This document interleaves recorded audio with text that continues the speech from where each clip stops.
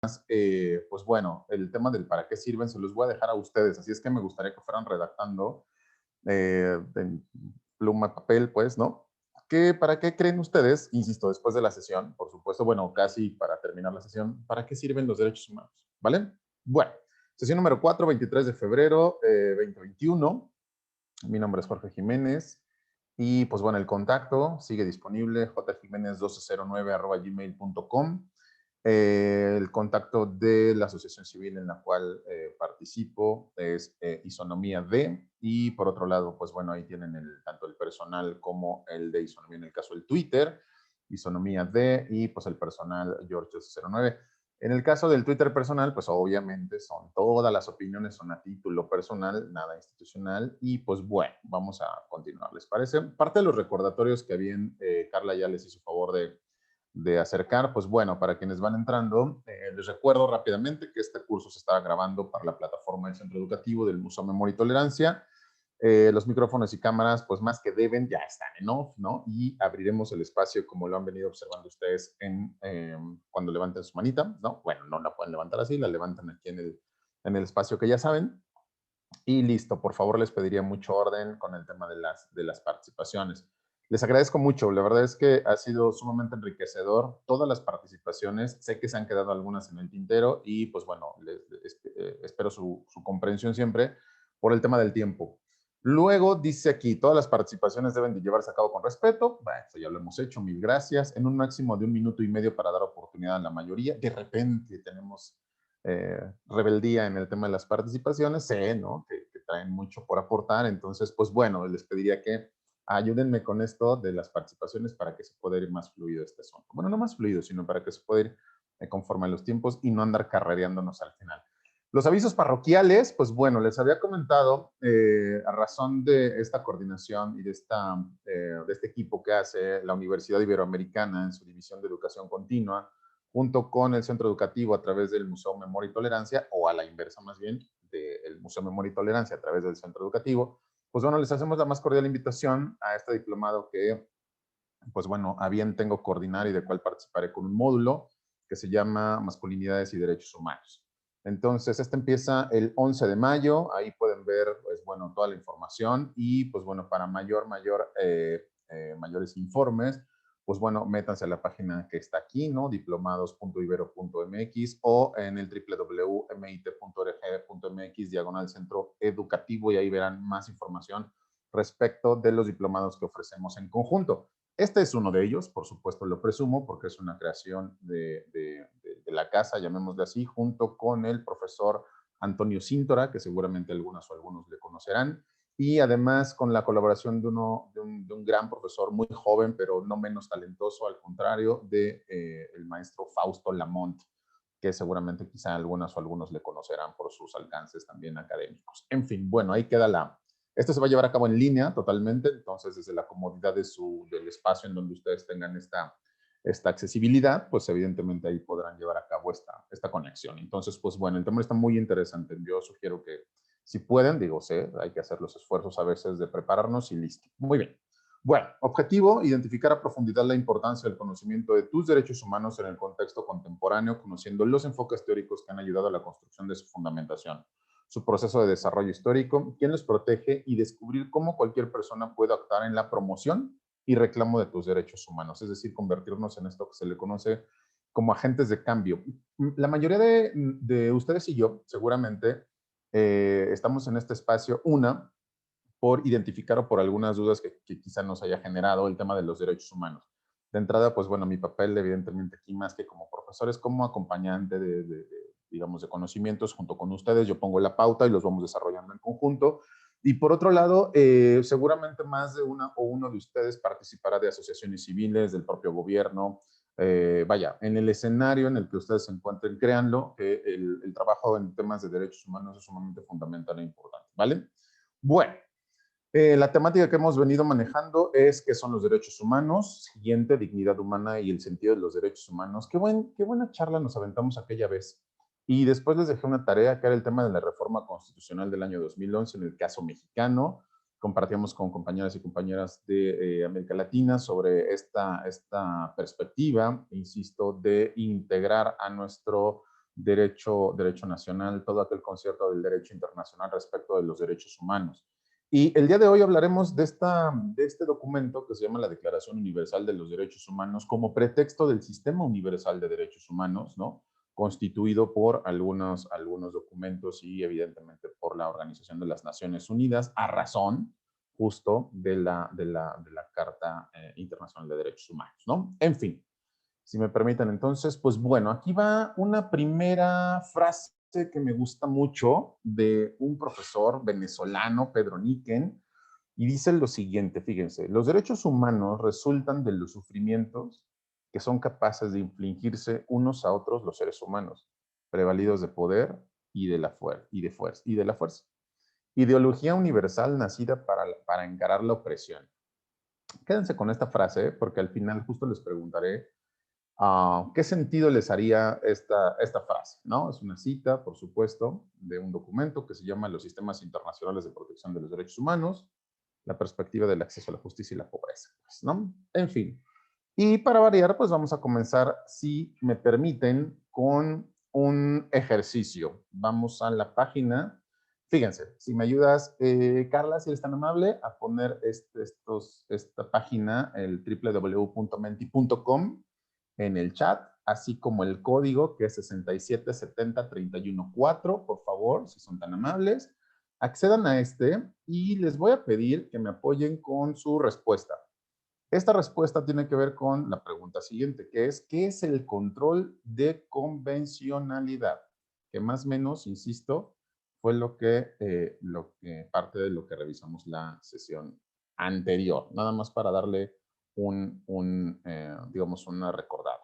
Ahí está la página www.menti.com, lo pueden ver en el chat, lo pueden copiar y pegar en su ordenador, en su teléfono, y listo, para que puedan entrar. Y abriríamos 3 participaciones al micrófono, si les parece bien, para que me apoyen con el tema del control de convencionalidad. ¿Vale? Levanten su... Aquí está Mesa Márquez. Adelante, por favor, si mal no recuerdo, Enrique. Ya te vi. Muy bien. A ver. Hola Jorge, buenas tardes ¿Cómo nuevamente. estás? Un gusto saludarte, gracias por la sesión.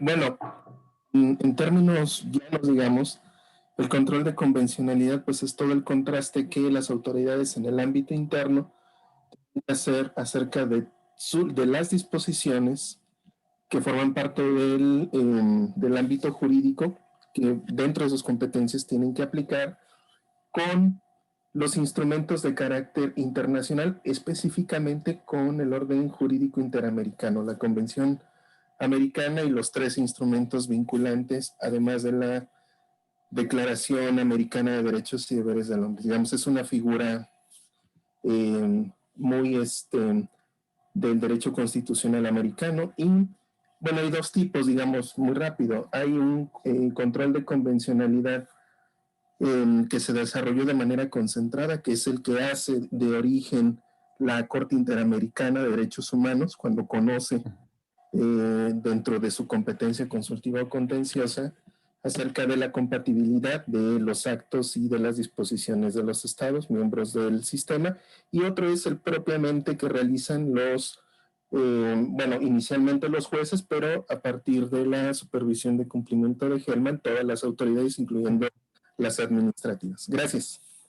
Te agradezco mucho, Enrique. Siempre muy clara tu participación y muy interesante.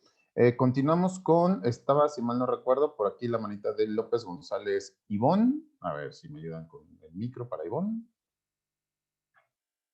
Y a las demás personas les voy leyendo por acá, ¿eh?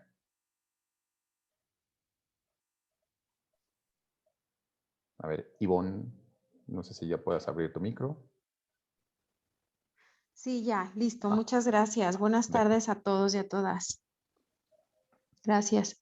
Bueno, pues no tuve desafortunadamente oportunidad de estar en las sesiones pasadas, pero bueno, ya tenía algo de conocimiento con respecto al control de convencionalidad. Y bueno, me gustaría comentar que, bueno, finalmente convencionalidad viene de convenir, de hacer un acuerdo, o sea, es la herramienta que le va a permitir a los estados que se adhieren al pacto de la Convención Americana aceptar, ¿no?, la obligación de las prerrogativas que dan los derechos humanos. También considero que, bueno, está ahí como, sí, como una herramienta, forma parte de los acuerdos internacionales a los que de manera voluntaria se adhieren los estados, los países.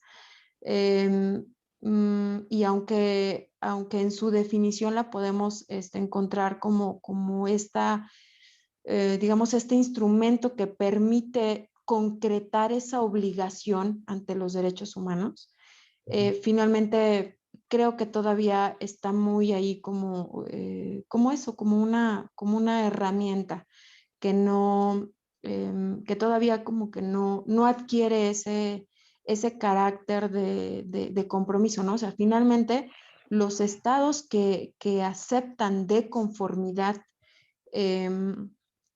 protocolizar a sus normas, a sus legislaciones, las garantías de los derechos humanos, bueno, pues el control de convencionalidad les permite, ¿no?, poder llevar a cabo las prácticas, ¿no? Y de manera interna, pues sí, sumar los esfuerzos y incrustar los derechos humanos dentro de sus leyes, reglamentos, normatividades internas, etcétera. Pero creo que todavía es algo que en materia de derechos humanos está como muy, como por, a lo mejor está incorrecto que lo diga así, pero por ponerle una palabra, es como una opción, ¿no? Todavía si lo Ok. tomamos, si lo hacemos nuestro, etcétera, ¿no? Muchas Ese sería gracias, mi Ivonne. comentario. Gracias. Gracias a ti. Buenas tardes. No sé si alguien más quisiera hacer reacción a esto. Están muy interesantes los que están escribiendo aquí, además, por cierto. Y fíjense, por ejemplo, dice por aquí alguna persona, es la manera jurídica de interpretar los tratados internacionales con apego a la legislación mexicana, adaptar el derecho nacional conforme al derecho internacional que ha sido firmado y ratificado. Es que la autoridad ex oficio, de acuerdo a la tesis 243, aplique los tratados internacionales de la Corte Interamericana, su jurisprudencia.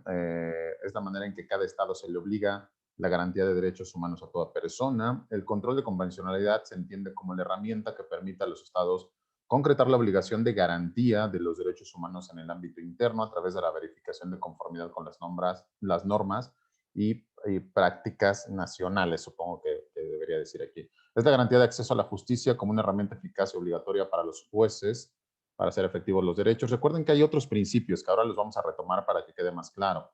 Es un principio articulado con estándares y reglas. Lo que, ojo, este curso no está diseñado exclusivamente para personas que conocen de leyes. ¿Por qué lo aclaro? Porque me gustaría que al final, hay una que me encantó por aquí, ojo, no quiero decir que estas no estén bien, esta que dice, no lo conozco. Muy bien, bueno, si no lo conoces, hoy mínimamente te llevarás un pincelazo, ¿no? Al menos de cómo es, de qué significa esto que le hemos mencionado como control de convencionalidad. Muchas gracias y por tu sinceridad además. Y además te darás cuenta que hay algunas otras personas que van poniendo sus propias definiciones, ¿no? Conforme a lo que han estudiado y conocen. Herramienta que permite a los estados concretar la obligación de garantía de los derechos humanos en el ámbito interno a través de la verificación de conformidad de las normas y prácticas nacionales con la Convención Americana de Derechos Humanos. Mecanismo para verificar que las leyes estén adecuadas a la Convención Americana de Derechos Humanos. Muy bien. Dice, es un mecanismo que se ocupa para verificar que una ley, reglamento o acto de autoridad de un Estado se adecua a los principios, normas y obligaciones de la Convención, por supuesto. La Corte Interamericana realiza el control concentrado de convencionalidad cuando verifica de forma subsidiaria que las disposiciones internas, las conductas y los actos sean parte de la Convención. Ok. Son los instrumentos jurídicos locales e internacionales de los cuales México echa mano para dar solución a los casos de sus ciudadanos en cuestión de derechos humanos. Ok, leo que hay muchas personas que, por lo que entiendo, están estudiando o que conocen de leyes, pues, ¿no? O sea, no, bueno, lo deduzco un poco, no quiero hacer aseveramientos, pero lo deduzco un poco por el lenguaje. Son los convenios que se realizan de manera internacional para que todos los participantes conozcan de los acuerdos establecidos. Es la obligación. Bueno, como verán, pues aquí hay muchas afortunadas, lo entiendo como la obligatoriedad o algunas o participaciones, vaya. Es una herramienta que permite garantizar la aplicación de los derechos humanos, protege los derechos fundamentales establecidos en la Constitución. Y bueno, no sé tanto de la temática, pero considero que serán relevantes a los derechos que tienen las personas, así mismo como hacen valer y accionar ante ellos. Bueno, ¿por qué el pretexto de esta pregunta de inicio? Por lo siguiente. Cuando la sesión anterior hablábamos de la reforma constitucional del año 2011, esta reforma hay que darle una importancia fenomenal y de gran impacto, porque a partir de justo de esta reforma, la vida jurídica en nuestro país va a cambiar y también la vida social, curiosamente, no solo jurídica, no lo quiero circunscribir solamente a ese espacio, porque en el caso, digamos, de los derechos humanos, y bueno, evidentemente de toda la normatividad, pues no se queda en el papel, evidentemente se pone en ejercicio cotidiano. Por lo tanto, voy a rescatar algunas cosas que me parecen importantes. Voy a rescatar otra vez para las personas nada más para puntualizar, no me voy a quedar aquí tanto tiempo, pero para destacar por qué es importante esto que lo que conocemos como control de convencionalidad, porque hoy, a partir de ese control, justo como lo comentaba su compañera Ivonne, si bien para algunas personas puede ser selectivo, pues no lo es selectivo, es un tanto obligatorio para poder elegir y hacer política pública y aplicar normas e identificar cuando una norma nacional, por ejemplo, no está en armonía con los tratados internacionales de los cuales nuestro país tiene convenios, por supuesto, o están firmados y están ratificados, ¿no? Entonces, me voy a la Constitución nuevamente para identificar en dónde podemos encontrar estas características, ¿vale? Dice Constitución Política de los Estados Unidos Mexicanos, capítulo 1, de los derechos humanos y sus garantías, artículo primero.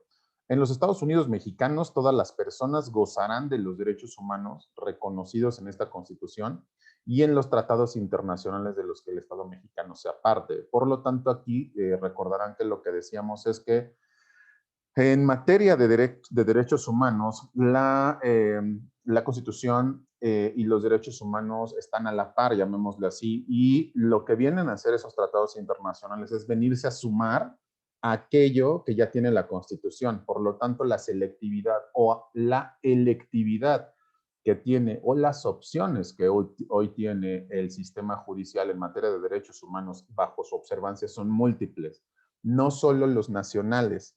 Por supuesto que son importantes los nacionales porque en teoría debería de haber una armonización. Si yo estoy firmando un tratado internacional en donde se ratifica que yo voy a pelear porque no exista el tema de la pena de muerte, sería sumamente absurdo pensar en que en nuestro país se va a legislar algún artículo que modifique la Constitución donde se plantee la pena de muerte. Por ejemplo, se acordarán y ahora en elecciones lo verán mucho. Pónganle mucha atención hoy al discurso de la política, digamos, con miras a lo que va a suceder en temas de derechos humanos, ¿no? O sea, con toda la elección interna que va a suceder en nuestro país, ¿no? Para quien no conoce mucho del tema, para mediados de este año vamos a tener elecciones en algunos estados donde se cambian gobernadores, donde hay cambio de Congreso, y bueno, una multiplicidad de puestos de autoridad o de puestos de representantes del Estado, ¿no? Entonces, lo interesante es empezar a observar cómo manejan ellos el discurso a partir de este conocimiento o desconocimiento de los derechos humanos. Y les apuesto, y creo que tenemos ejemplos muy, muy tumultuarios, ¿no? En donde podemos identificar que a pesar de que van por un puesto público, desconocen mucho de lo que la propia Constitución tiene, por un lado, y por otro lado, pues ya la reforma fue hace 10 años. Es decir, justo en estos días, la Suprema Corte de Justicia de la Nación ha tenido a bien hacer diversos foros sobre temas que tienen que ver con esta reforma constitucional. Uno de ellos, curiosamente, que tuvo que ver con el control de convencionalidad, pero bueno, ahora regreso con eso. Por lo tanto, entonces, la electividad que tiene hoy un juez en materia de derechos para llevar a cabo una resolución de algún caso en específico, donde por supuesto está implicada una persona, pues evidentemente tiene que ver con condiciones que se garanticen los derechos humanos de la víctima por un lado o de las víctimas por un lado, y por otro lado también de las personas que están bajo el escrutinio de la ley, ¿no?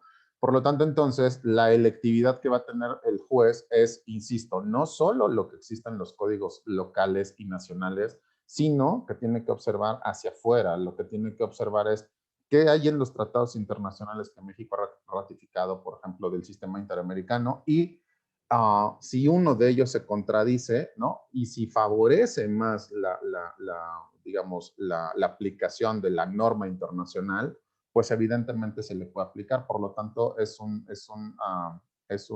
instrumento muy interesante esto del control de convencionalidad que ahora daremos resolución de la pregunta, pues, ¿no? Bueno, como se dan cuenta entonces, dice así, continuó, así como de las garantías para su protección, cuyo ejercicio no podrá restringirse ni suspenderse, salvo en los casos y bajo las condiciones que esta Constitución establece. Es decir, no todos los derechos humanos tienen carta blanca o tienen carta abierta, ¿vale? Es decir, hay obligaciones y también en algún momento dado hay condiciones en las que se pueden restringir. Y les comentaba, un caso típico es cuando una persona comete un delito o una conducta tipificada como delictiva, se le abre un procedimiento judicial, pensemos que se cumple normalmente con su procedimiento conforme a la normatividad en derechos humanos, se le dicta una sentencia y listo, ¿no? Esa persona entonces se le limita pues, el derecho a la libertad por un lado, pero se le garantiza el derecho a un juicio justo, eso es importante destacarlo también.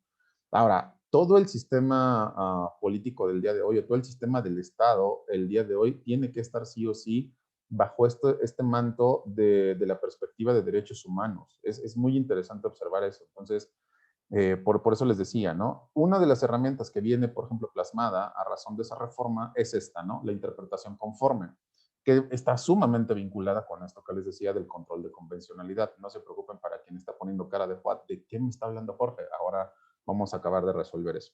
Esta interpretación conforme, dice esta escala, ¿no? Dice, impone a los jueces la obligación de procurar la armonización, complementariedad e integración de las normas constitucionales y convencionales. Cuando nos referimos a convencionales, efectivamente, nos referimos a la Convención Americana de Derechos Humanos, que evidentemente le da cuerpo al Sistema Interamericano de Derechos Humanos, con aquellas que provienen de fuente menor jerarquía, de fuente de menor jerarquía normativa, ¿vale? Por lo tanto, entonces, el juez, lo que les decía, tiene que observar esto. Pero la política pública también el día de hoy debe de constituirse bajo esta característica. Entonces, ustedes observen, por favor, les suplico, cómo las políticas públicas el día de hoy en nuestro país deben de estar realizadas, por ejemplo, bajo, o tiene que tener estos alcances mínimos donde ponga pisos de equidad, por ejemplo, como medio para la identificación de la igualdad entre las personas, por ejemplo, ¿no? Entonces, hay evidentemente multiplicidad de políticas públicas que son resultado, por supuesto, de programas y de estrategias. La política pública es el instrumento por el cual se va a llevar a cabo, se va a poner en ejercicio ese programa o esa acción para que se promueva aquel objetivo que está identificando, ¿vale? Párrafo número 2 de la propia Constitución dice, las normas relativas a los derechos humanos se interpretarán de conformidad con esta Constitución y con los tratados internacionales de la materia, favoreciendo en todo tiempo a las personas la protección más amplia. ¿Qué estoy destacando aquí? Esto que se le conoce como principio pro persona. El principio pro persona, más o menos, no, insisto, no me voy a meter en una definición necesariamente jurídica, más o menos lo que estamos hablando es que la persona o las personas son el centro y son las o y el sujeto de derechos el día de hoy. Es decir, estas personas son el Estado tiene que garantizar el derecho y el ejercicio de los derechos de estas personas, porque son el centro y son el objeto de los derechos humanos, ¿vale? Y son el medio también, los derechos humanos, por el cual una persona puede sentirse cobijada dentro de un escenario estatal, ¿vale? Esa es la idea, por supuesto. Sé que de repente suena o puede sonar un tanto idealista. Yo lo que les diría es, sí, pero tenemos muchos más instrumentos hoy de los que teníamos en los años 50, por ejemplo, ¿no? No sé si está bien dicho 50 o 50, siempre he tenido esa duda, si alguien al final o por ahí alguna vez me escribe como para decirme, Jorge, se dice 50, la década de los 50, esto de los 50 ya me causó un poco de ruido, pero bueno. ¿Qué es lo que sucede con este principio pro persona dentro? Y está plasmado en el párrafo 2 de la Constitución, del artículo 1 constitucional. constituye una clave de interpretación hacia la protección más amplia de los derechos y acompaña a la interpretación conforme al exigir que se opte por las interpretaciones más favorables a derechos.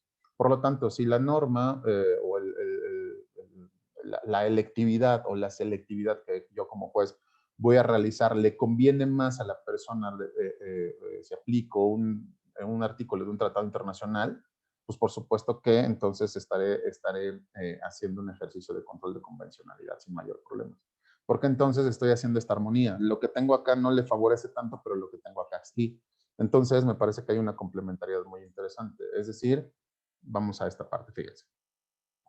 Y con esta voy a cerrar la parte de lo de la Constitución para que no quede duda de ello. Dice, párrafo tercero del artículo 1 constitucional. Todas las autoridades en el ámbito de sus competencias, subrayo, y aquí sí detengo regularmente, todas las autoridades, es decir, no hay, o sea, no dice ciertas autoridades, algunas autoridades, no, dice todas las autoridades, y aquí hay que subrayarlo también, en el ámbito de sus competencias. Es decir, cada puesto de autoridad en el Estado mexicano tiene competencias, ¿vale? Si un profesor o una profesora de SEP frente a grupo tiene cierta competencia y en el ámbito de sus competencias tiene la obligación de promover, respetar, proteger y garantizar los derechos humanos.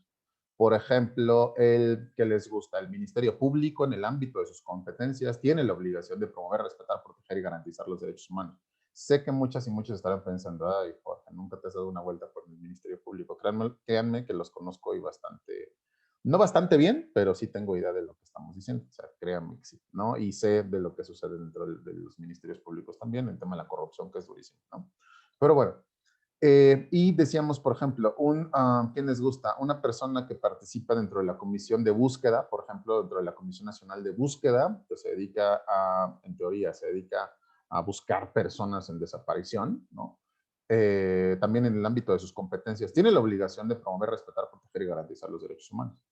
Ojo, de conformidad con los principios, estos principios que ya también comentamos, de universalidad. Y universalidad no significa que vaya, que tengamos que aplicarlo de la misma forma. Es decir, los derechos se van a aplicar en función de la cultura, siempre respetando que, vaya, la dignidad de las personas en los escenarios en específico. Para esto es muy interesante el tema antropológico, ¿no? No es lo mismo, por ejemplo, la cultura indígena que les gusta de Chiapas, o las culturas indígenas de Chiapas, con las culturas indígenas, por ejemplo, de Bolivia. No necesariamente compartirán, por supuesto, algunas situaciones en común, pero habrá algunas prácticas que no necesariamente sean idénticas y por lo tanto, mientras ello no derive en un tema de violencia o de delito, si la práctica no deriva en ello, por supuesto, entonces que se tiene que proteger como un elemento de normatividad dentro del propio lugar, llamémoslo así, ¿no? Y que le da sentido y que le da pertenencia, por ejemplo, a las personas en su espacio, ¿no? Bueno, por otro lado, interdependencia, indivisibilidad y progresividad. Interdependencia, indivisibilidad, pues vaya, ¿no? Un dicho muy mexicano que van junto con pegado. Es decir, los derechos no pueden ir de a solitos, van acompañados siempre, por eso es un bloque de derechos completo y listo. Y progresividad, esto que también habíamos revisado, en donde por este principio, nada más y nada menos, por ejemplo, fíjense, por este principio y otras cosas, pero ahora lo deducimos. Por este principio de progresividad, cuando hay una normatividad que se armoniza en el concierto internacional y el concierto nacional, evidentemente que tenga que ver con temas de derechos humanos, ya no se viene para atrás. O sea, es muy, no conozco alguna, les he de decir ahora, y a lo mejor estoy pecando de ingenuo y a lo mejor estoy pecando de desconocimiento, pero lo que les puedo decir es lo siguiente, ejemplo muy absurdo que seguramente conocerán, otra vez con el tema de pena de muerte.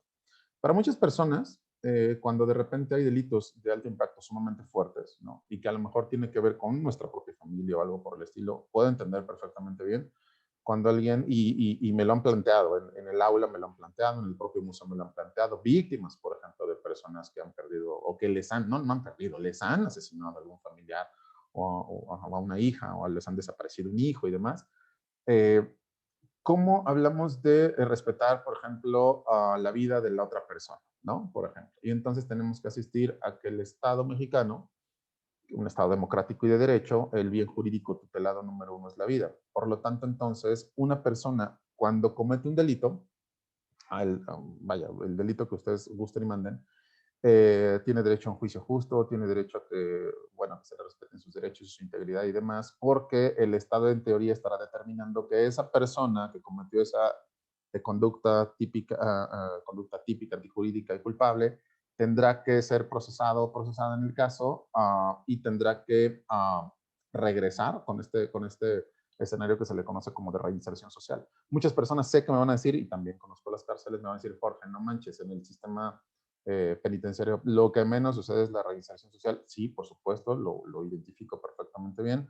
Y entonces habría, en lugar de responsabilizar necesariamente y solo a las familias, habría que responsabilizar a las autoridades porque, por ejemplo, el sistema penitenciario, en el ámbito de sus competencias, tiene la obligación de promover, respetar, proteger y garantizar los derechos humanos.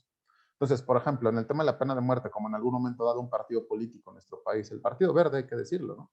Hace mucho, en las elecciones de hace 2 elecciones presidenciales, promovía, sé que por temas electoreros, ¿no? Es decir, por temas de ganar votos, promovía el tema de la pena de muerte cuando espero yo que mínimamente tuvieran 2 dedos de frente como para saber que esto no se podía por, evidentemente, un principio de progresividad y por otro lado, pues por nada más y nada menos que no se le puede quitar la vida, el Estado no le puede quitar la vida a nadie, el Estado no, sus representantes, solamente bajo las prerrogativas, por supuesto, que ello deriva. Ejemplo, un policía, ¿no? O una persona del Estado que tiene derecho a portar armas y demás. Pensemos en un policía, alguien de las Fuerzas Armadas, alguien de la Guardia Nacional. Si la otra persona pone en peligro, pensemos en un delincuente, ¿no? En una delincuente, y trae un arma y entra a algún lugar y empieza a disparar,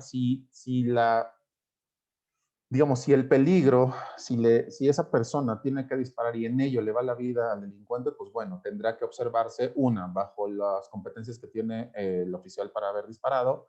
Siguiente situación, bajo la normatividad de derechos humanos y por otro lado, sobre la ley de uso de la fuerza en este país, ¿no? Entonces, bueno, ahí hay que ver esas situaciones para identificar esto. Tengo 2 manitas levantadas, denme un segundo, termino con este y les doy la palabra, ¿vale? Entonces, termino con este. Dice, en consecuencia, el Estado deberá prevenir, estas son sus obligaciones, si se dan cuenta, prevenir, investigar, sancionar y reparar las violaciones a los derechos humanos en los términos que la ley establece. Por lo tanto, y aquí voy a cerrar durísimo con esto, los derechos humanos deben ser el principio rector del Estado bajo el modelo democrático y de derecho, como es el nuestro. En un Estado totalitario y en un Estado, les decía la vez pasada, en un Estado nacional socialista es complicado que se lleven a cabo el respeto de los derechos humanos porque, vaya, la concepción de este concepto pues no es armónica, digamos, con la estrategia que políticamente se echa a andar dentro de ese territorio, ¿vale? Pero hoy en el mundo, en la mayoría de los estados que se conciben como democráticos y de derecho, como es el nuestro, uno de los principios fundamentales es que toda la política pública debe de llevarse a cabo bajo esta perspectiva de derechos humanos. Por lo tanto, entonces, dice así como la creación de políticas públicas y la armonización de leyes y normas. Ejemplo básico, lo que les comentaba la vez pasada, el tema de los matrimonios igualitarios en diferentes estados que todavía no se promueve esto. Va a pasar, o sea, no es pregunta para el Estado, va a pasar sí o sí. Los congresos locales tendrán que armonizar por este control de convencionalidad que se tiene, por este respeto que se tiene de la reforma y evidentemente por la idea del concierto internacional de derechos humanos en el concierto nacional, ¿vale? Bueno, tengo 4 manos levantadas. Un favorzote, me va a dar mucha pena y ayúdenme con algo, por favor. Les suplico a los 4, si me apoyan, minuto y medio si son tan amables, porque si no se nos va el tiempo y luego andamos cerrando muy a la corredera, ¿les parece? Entonces, me permitiré tomarles casi el tiempo, porque si no se nos va la vida, ¿les parece? Perdónenme, de verdad no me gusta hacer esto, pero si no. Ok, Carlita, ¿me ayudas? No sé quién haya levantado primero su mano. Creo que Sí, fue... tenemos primero a Tonal, por favor, si puedes ya. Gracias.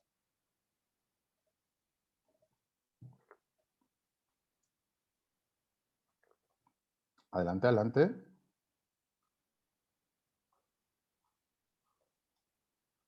A Tonal. ¿No? ¿Te parece si vamos con la segunda persona mientras, Carla, y dejamos a Tonal en el siguiente turno? Ok, perfecto. Es Ana Marisol. Okay, Hola, gracias. tengo 2 dudas. Sí. Por ejemplo, en el caso de por ejemplo, cuando se dio el linchamiento en Atenco y que pues, o sea, pues ahí fue una multitud que linchó, me parece, unos policías, ya no me acuerdo. Sí. Y por ejemplo, cuando llegan a los feminicidios, que a veces pues no se sabe, bueno, que la familia dice, es que sabemos que fue el novio, fue el esposo, y se dan a la fuga. Entonces esos, si se dan a la fuga estas personas, ya como que prescribe ese delito. O sea, más que nada esas son mis preguntas y pues gracias. Muchas gracias. Desconozco el tema de si la prescripción del delito de feminicidio o qué temporalidad tenga, te soy honesto, ahí sí no es mi materia, les comentaba, conozco algunos elementos legales, pero no del todo, entonces ahí sí desconozco. Lo único que sí te puedo decir es que hay dos argumentos durísimos en temas de derechos humanos por un lado y en temas legales por el otro, que sí son pertinentes para todos los, digamos, para todas las investigaciones de mujeres que han sido asesinadas de forma violenta o que han sido asesinadas, vaya, ¿no? Por eso, si se dan cuenta, el día de hoy, al menos en nuestro país, se tiene que aplicar un protocolo sí o sí de feminicidio, antes de decir que no fue ni nada por el estilo. Por lo tanto, hay uno que es el caso, se llama, bueno, se le conoce como campo algodonero, que seguramente a algunas les hará mucho sentido. Esto que sucedió en Ciudad Juárez con algunas chicas a las que les tomaron la vida y de repente la propia autoridad dijo que pues bueno, que pues nada más, o sea, que no era feminicidio, que no era un tema de género. Esto se fue evidentemente por las vías legales y se llevó hasta la Comisión Interamericana, después hacia la Corte, y es una sentencia durísima que sí o sí todas las personas que nos dedicamos a esto debemos de conocer. Es la sentencia de campo algodonero contra México. Y por otro lado, ahora te refiero a la otra que comentabas. En el caso, insisto, de la prescripción, no sé si hay algún abogado o abogada que nos pudiera puntualizar muy bien si hay una prescripción en el caso de este delito, hasta donde recuerdo, bueno, no diré información que desconozco, ahí sí voy a ser muy honesto. Y el otro que tú comentabas es se llama Selvas Gómez contra México, es caso de mayo del 2006, perdón, cuando efectivamente fueron violentadas, además de muchas personas, entre ese grupo de personas fueron violentadas mujeres y fueron violentadas sexualmente mujeres. Por lo tanto, pues bueno, hay una sentencia de la Corte Interamericana, esta no es, ahora la busco y se las paso, es una sentencia de la Corte Interamericana que si mal no recuerdo se llevó a cabo, así la van a buscar, como caso Selvas Gómez y otras contra México. Y también existe, les recomiendo mucho que la observen, existen las audiencias públicas que están en YouTube, también las pueden encontrar ahí, y es durísimo. Lo único que les puedo decir es, para simplificar esto muy rápido, es que estas mujeres fueron por la vía de las instancias legales del Estado de México, no les hicieron caso, y bueno, esto llegó a la Comisión Interamericana de Derechos Humanos, el Estado mexicano hizo caso omiso, ¿no?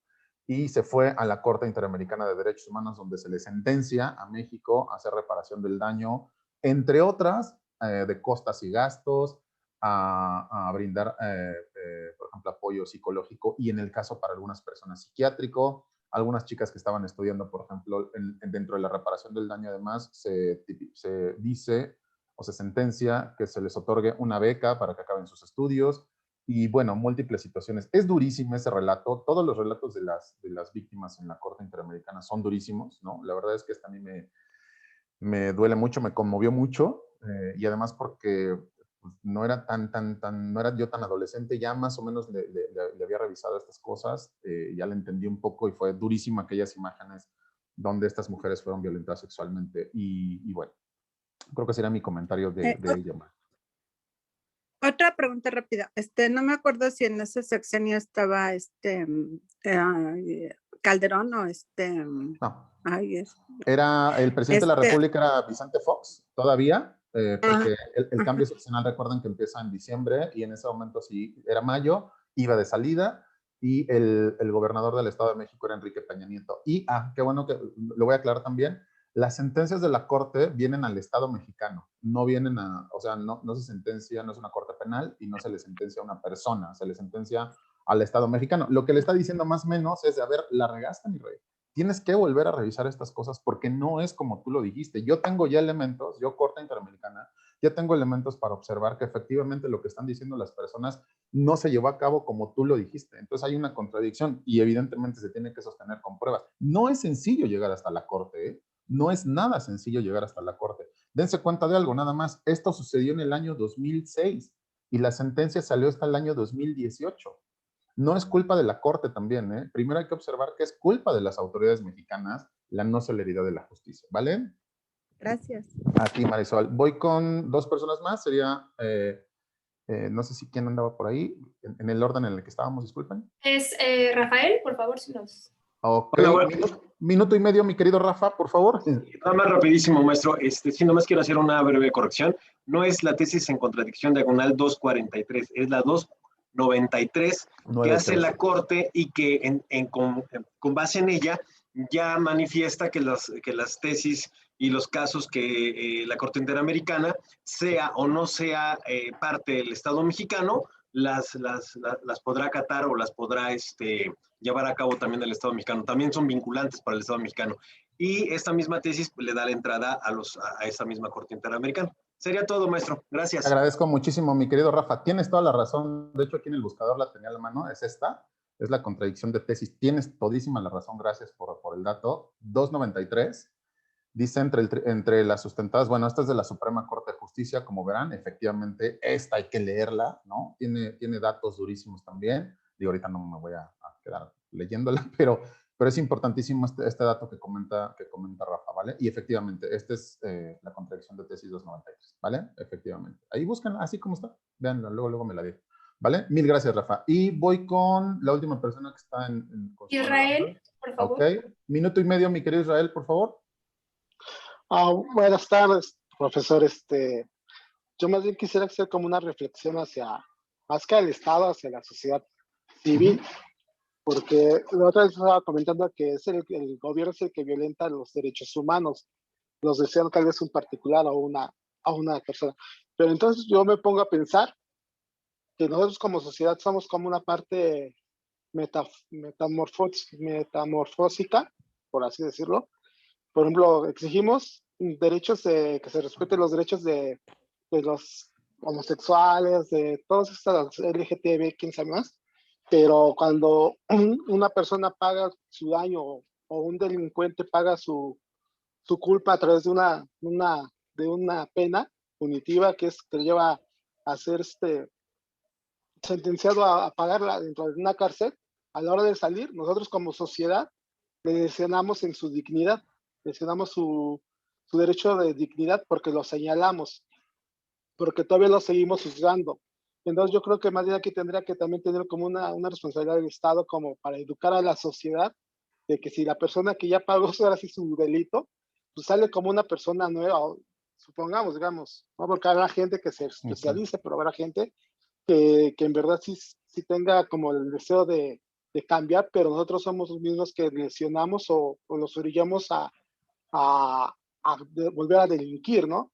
Decía un prisionero, es que allá en la cárcel se conoce, allá me daban de comer, me sentía seguro, no me sentía señalado, me sentía igual que los demás, pero aquí afuera, aquí ya me siento como una escuela, que la misma sociedad dice que no vuelva a delinquir, pero sí son los mismos que me orillan a no darme trabajo, a no darme la oportunidad de volver a rehacer mi vida. Entonces, como nosotros mismos, la misma sociedad, no somos capaces de entender esta parte de que lo que nosotros criticamos somos parte de la misma enfermedad.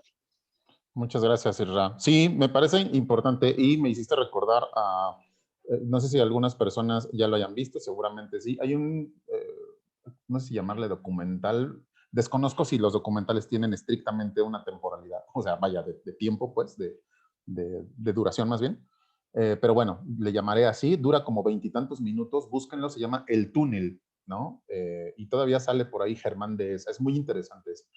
Que es la pauta, digamos, ese es el pretexto para el siguiente, ahora sí creo que fue película documental, que es esta de Presunto Culpable.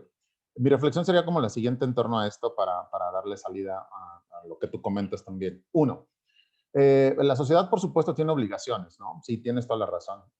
Como observarán, una de las obligaciones es conocer de derechos humanos. Una de, bueno, no obligación como legal, pero sí parecería como hasta moral. Y yo les agradezco a todas y todos que mínimamente estemos abriendo estas discusiones, pues no sé si yo les sume a su conocimiento, que seguramente ustedes ya tienen, pero al menos algunas dudas podremos dejar y algunos ejemplos y podremos seguir diciendo. Entonces, mi reflexión en torno a una persona que ha sido enjuiciada y sentenciada, pensemos, y creo que lo hemos hecho en el aula con las personas que me han acompañado en el mismo espacio, pensemos en una persona que cometió algún delito y que la ley dice, o el juez le dictó sentencia porque les gusta 5 años, 2 meses, 11 días, 3 minutos, 20 segundos, pues, ¿no? Si era el segundo 21, ese sujeto o esa persona es libre, en función de que tenga que cumplir con toda la sentencia, ¿no?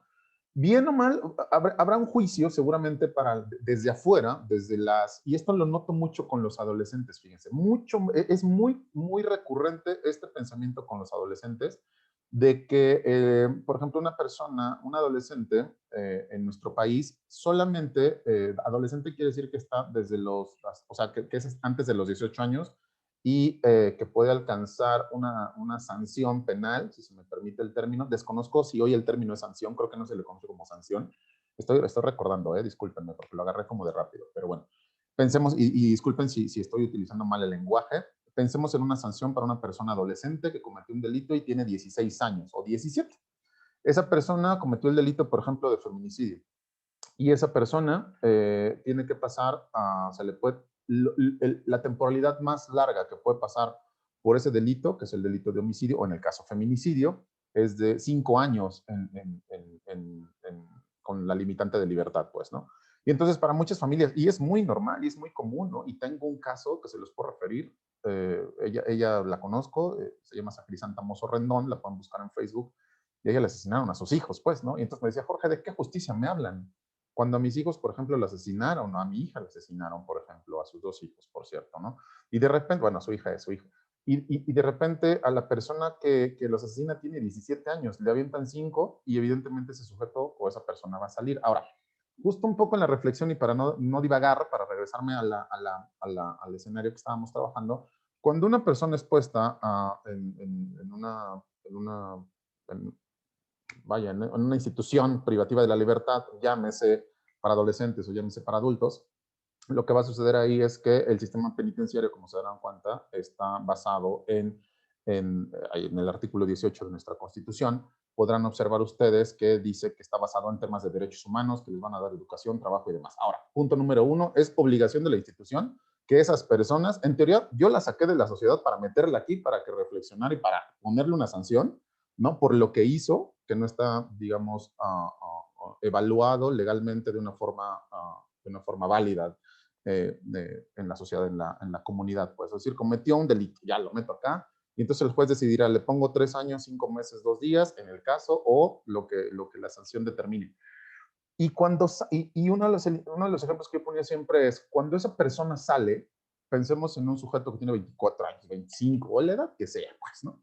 Sale y se supone que este sujeto, el Estado dice que, pues ya, o sea, el Estado ya le dijo a usted, tenía 5 años, 2 meses, 3 días, 2 minutos, ok, ya pagó, váyase, que le vaya muy bien, cuídese mucho, espero no regrese, ¿no? Y va.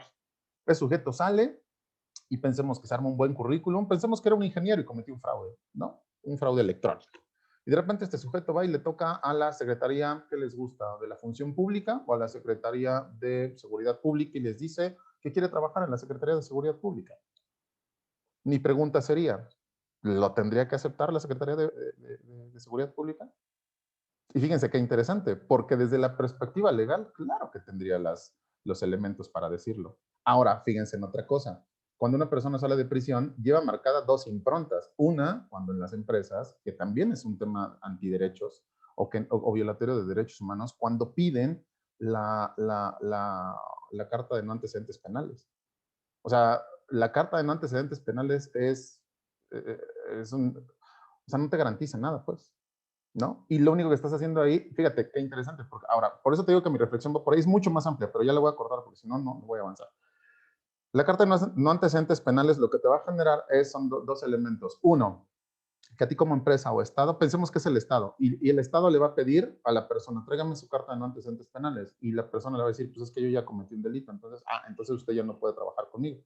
Y entonces, ¿dónde está el tema de la reinserción social? Ya no hay reinserción. O sea, el tema de la reinserción se para por una motivación de confianza, por supuesto, y violatoria de derechos humanos del propio Estado en contra de una persona que ya pagó, ¿eh? O sea, insisto, pensemos que cometió un fraude.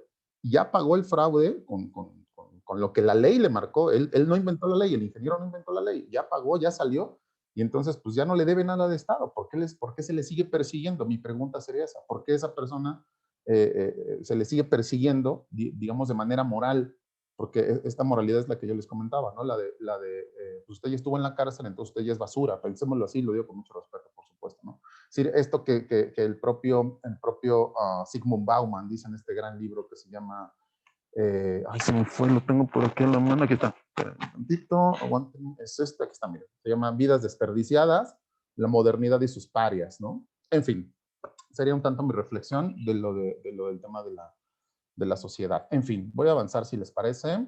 Denme un segundo. Las dos personas que están levantando su mano, aguántenme tantito y les prometo que en la siguiente oportunidad les doy la participación, ¿va?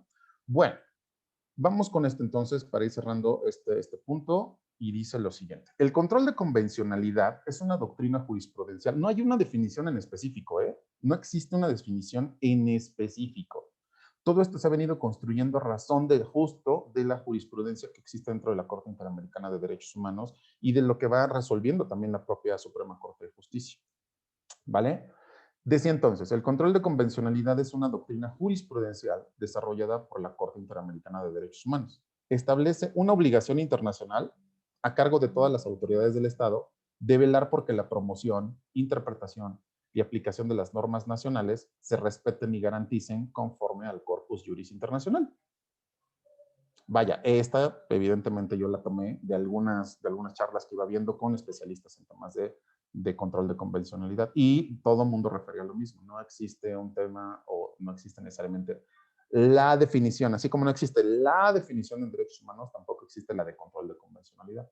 Entonces, para hacer esto un cierre, al menos de esta idea, y para la persona que escribía que no entendía nada de este asunto, el control de convencionalidad es un instrumento, ¿no? Una doctrina que desarrolla la Corte Interamericana de Derechos Humanos, donde le dice donde establece esta obligación internacional hacia los países, es decir, hacia México. México, no puedes, te está faltando, por ejemplo, en este caso en específico, tú no observaste que en el artículo de tal convención, por ejemplo, se le beneficia más a la persona. Por lo tanto, entonces tienes que reflexionar y tienes que nuevamente observar este artículo para que lo plasmes dentro de tu sentencia, por ejemplo. Va por ahí el asunto. Insisto, sé que hay abogadas y abogados, ¿no? Pero quiero hacerlo para todo el público con un lenguaje un poco más, no tan técnico, si se me permite el término, ¿no? Sé que ustedes lo conocen perfecto algunas, y pues más o menos sería esta instrumentación, ¿vale?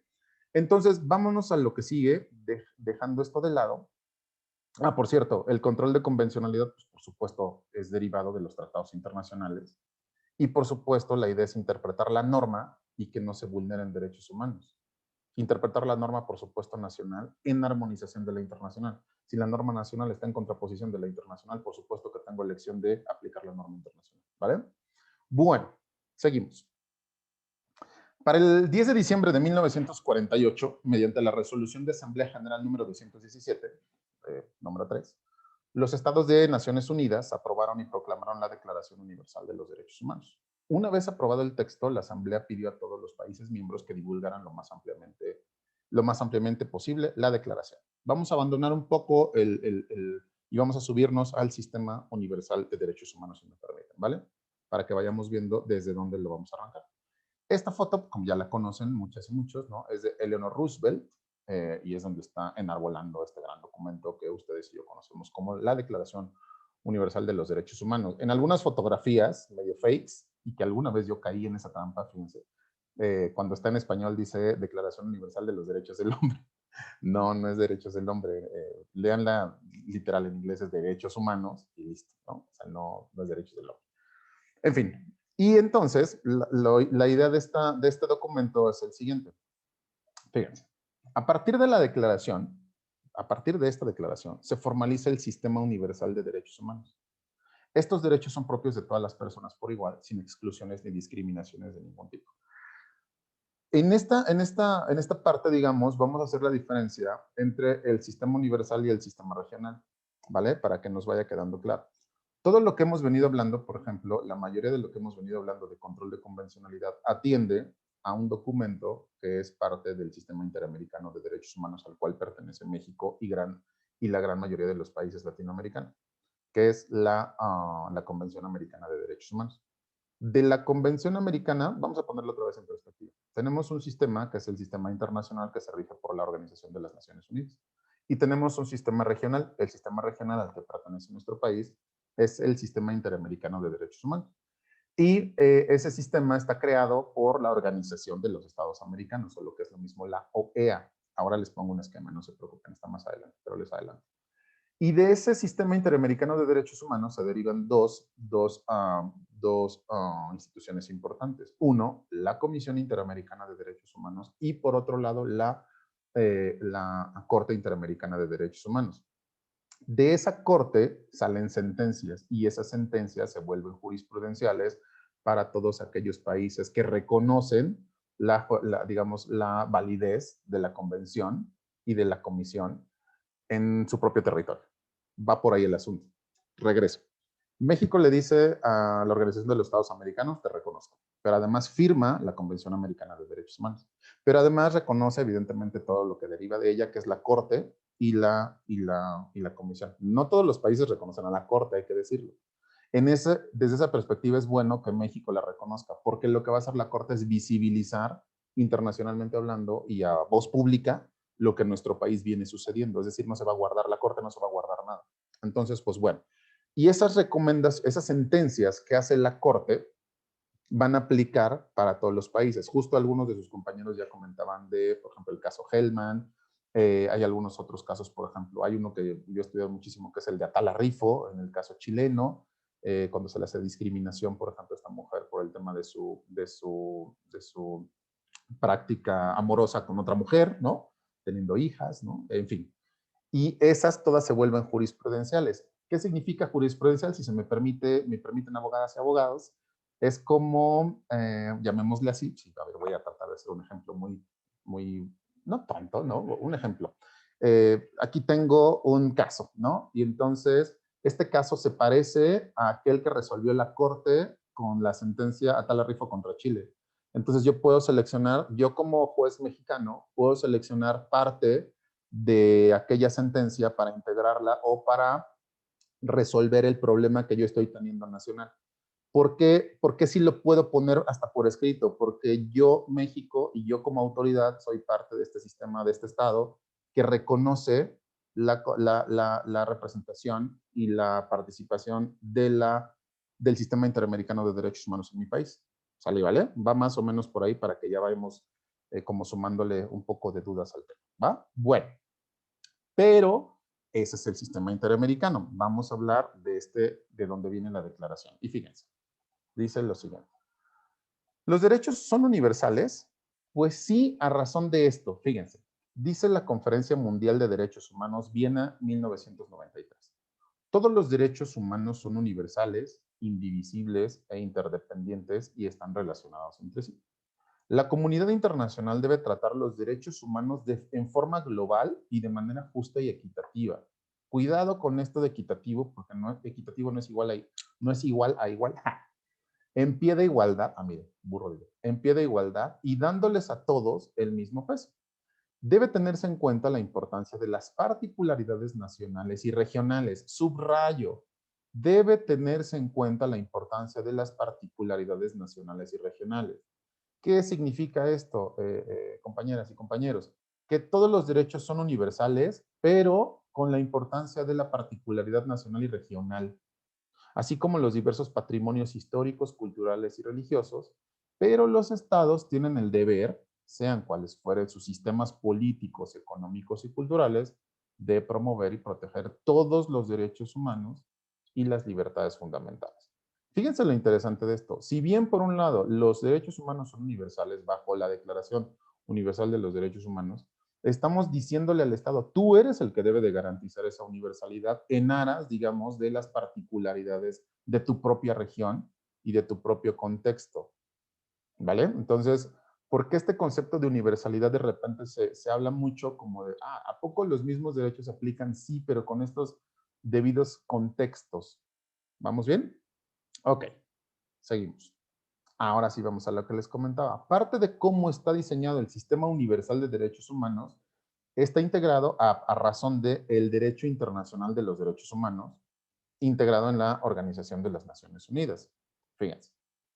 Las Naciones Unidas entonces tienen estos órganos y estos documentos en la cual, digamos, se respalda todo este escenario del sistema universal de derechos humanos. La Organización de las Naciones Unidas está organizada o tiene los siguientes órganos. Tiene una Asamblea General, constituida, si mal no recuerdo, por 193 miembros en este momento. Un Consejo de Seguridad, con, si mal no recuerdo, con 5 miembros permanentes y 10 que se eligen de manera no aleatoria, pero sí por 2 años. Un Consejo Económico y Social que está encargado justo de determinar las condiciones económicas y sociales en donde tiene que, digamos, apoyar. Consejo de Administración Fiduciaria, Corte Internacional de Justicia y una Secretaría General.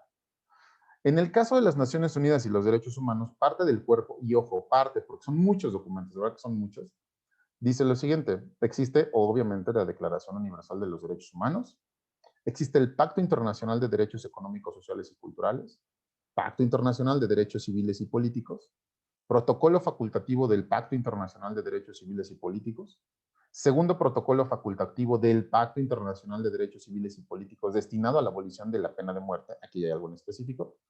Recientemente se habla de la Declaración del Milenio y después esta, no quiero decir que fue sustituida, pero sí mutó a esto que se le conoce como la Agenda 2030, que seguramente algunas o algunos de ustedes conocerán o les hará un poco de sentido o la habrán observado o habrán observado el loguito de estos de la Agenda 2030, que tiene que ver con desarrollo sostenible, por ejemplo, para todos los países, ¿vale? Bueno, seguimos. Ahora sí viene lo interesante aquí, mira lo que les decía. En el sistema regional, este es el sistema universal, lo que veíamos anteriormente. Todo eso tiene que ver con el sistema universal. Nosotros, México, también, además de pertenecer al sistema universal, pertenecemos a un sistema regional. Europa tiene su propio sistema de derechos humanos, África también, y nosotros pertenecemos al sistema interamericano, que nace a razón de la Organización de los Estados Americanos, ¿vale? Ok. Y a partir de este documento, que es la Convención Americana de Derechos Humanos, por eso cuando escuchan ustedes hablar del control de convencionalidad, se refiere a que la jueces, bueno, todas las autoridades de este país deben de conocer los alcances de la convención, porque la tenemos firmada y ratificada, y se vuelve parte del bloque de constitucionalidad.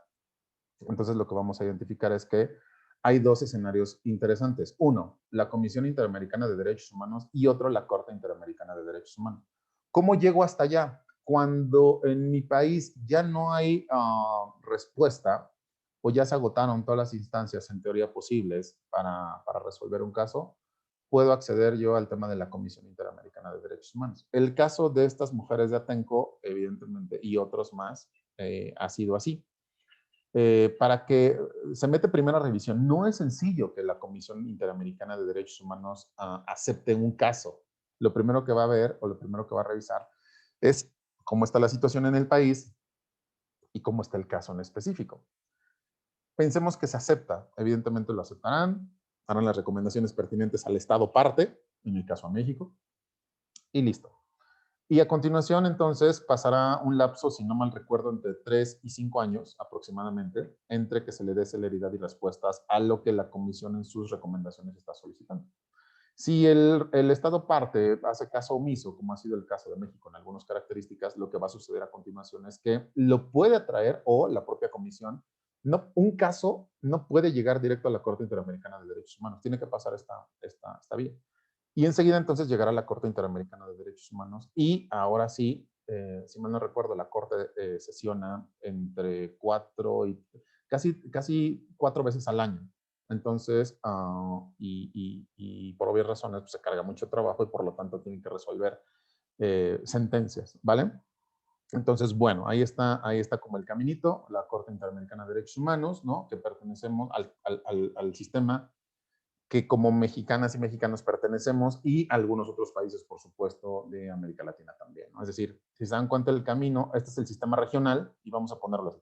Sistema universal está más asociado con el tema de la Organización de las Naciones Unidas y todo lo que deriva de ella, y el sistema regional es el sistema interamericano, el que nos corresponde, Sistema Interamericano de Derechos Humanos, que nace también con un documento fundamental, no que nace, que está soportado por un documento fundamental, que es la Convención Americana de Derechos Humanos, y que a su vez le da nacimiento a la Comisión Interamericana y a la Corte Interamericana, ¿vale? Por eso para ustedes sonará mucho, y de repente escucho mucho en Twitter o a lo mejor, o en Facebook, que cuando las sentencias de la Corte hay como mucha crítica de, uy, no que la justicia es pronta y expedita. Bueno, ese reclamo no tendría que ser para la Corte Interamericana, tendría que ser para el país en el cual se le dio pausa, no se resolvió el caso, o tiene muchas deficiencias ese caso, por ejemplo, ¿vale? Bueno, ayúdenme con este y abrimos participaciones. Miren, vamos muy bien de tiempo, y abrimos participaciones. Vamos al ejercicio número 2, y sería lo siguiente. Aguántenme tantito las 3 personas que están con su mano levantada, y les pediría lo siguiente. Fíjense, misma página, mismo código que tienen ahí en el chat, www.menti.com, y ayúdenme con esta dinámica, escribiendo los derechos humanos que tú conozcas, ¿vale? Y si quieren, en lo que eso sucede, déjenme, le doy clic para que avance esto, denme un segundo, porque si no, ahora sí, ya está disponible. Ayúdenme, por favor, con ese ejercicio. Es un ejercicio de nubecitas. Aquí no te voy a hacer examen, porque ya lo saqué. Denme un segundo, por favor. Me lo voy a presentar y menciona los derechos humanos que conoces. Perfecto, ahora sí. Listo. ¿Me ayudan a ir escribiendo, chicas, chicos, sus respuestas? Déjenme ver si no cambió el código. No, 60 70 314. 60. A ver. 60 70 300. No, es el mismo. Así es que pueden comenzar con sus respuestas. Y en lo que eso sucede, ¿quién había levantado su mano? Carla, discúlpame, no puse atención. Sí, tenemos a Rocío Mesa. Ok. Adelante, Rocío, por favor. Bueno, buenas tardes. Adelante. Hola. Bueno, muchas gracias por los cursos. Uno que no se dedica a las leyes es muy interesante todo este tema. Y mi pregunta es, cuando hay un fallo de la Corte Interamericana, como en el caso específico del caso algodonero, y se hacen recomendaciones al Estado mexicano, pero pues no se cumplen en su totalidad, ¿cuál es la herramienta o qué sucede con esas recomendaciones o esa vigilancia del cumplimiento de dichas recomendaciones? Porque recién leí una nota que, por ejemplo, bueno, en el marco de los 10 años de que se cumplía la sentencia de la Corte Interamericana, pues asociaciones de madres de mujeres de Chihuahua se habían reunido y habían dicho que justamente no hay cumplimiento de todas las recomendaciones, y peor aún que se siguen cometiendo estos delitos. Ay, Rocío, sí, esto sí lo debo de aclarar, y vaya, agradezco mucho tu pregunta además. En todas las sentencias que da la Corte hay las recomendaciones son, híjole, es que no sé cómo traducirlo. Déjame buscar una palabra en la que, vaya, que a mí me acomode como para sentirme tranquilo con lo que voy a decir. A ver, espérame. Estas recomendaciones, el Estado se las puede pasar por el arco del triunfo. No hay un tema penal, es lo que les quiero decir. O sea, no existe un tema penal. Aquí es como un tema de casi de buena onda, llamémosle así, ¿no? O sea, ojo, a lo mejor estoy diciendo cosas que para abogadas y abogados van a decir, Jorge, no uses ese lenguaje, que no es cierto, pero me hace sentido de esa forma. En el caso Selvas Gómez, por ejemplo, que es el más reciente que yo observo, evidentemente ha habido otras sentencias, hay estas recomendaciones que justo te comentaba. Una de ellas, entre tantas, que tiene que ver con justicia restaurativa, es que le hagan una disculpa pública a estas mujeres. ¿Quién? El Estado.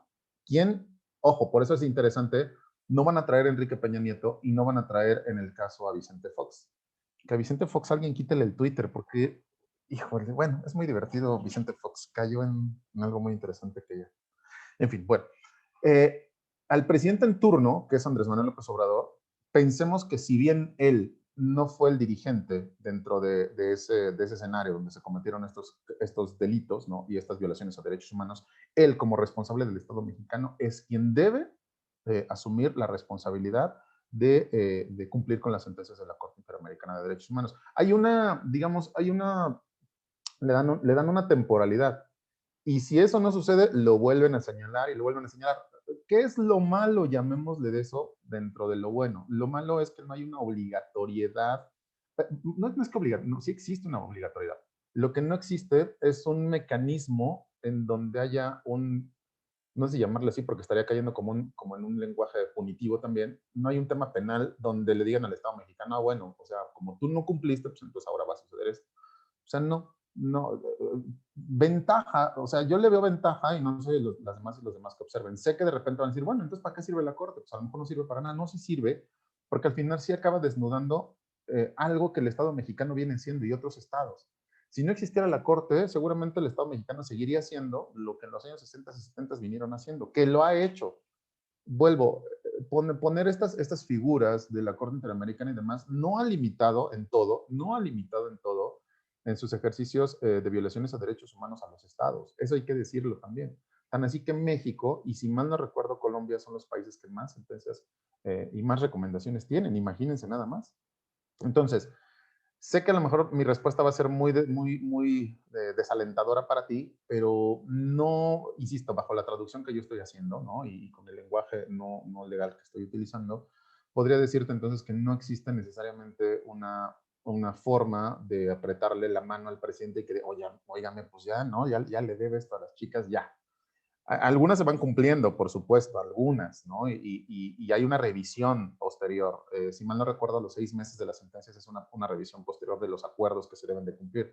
Ahora, la exigibilidad viene justo por el tema de la convención. Saben decir al Estado mexicano, usted firmó, pues entonces usted tiene, o sea, usted firmó, usted tiene que cumplir con esto, ¿no? Y le van a dar hasta que pues, alguno de los dos se canse. Yo espero que no se canse el sistema interamericano, ¿no?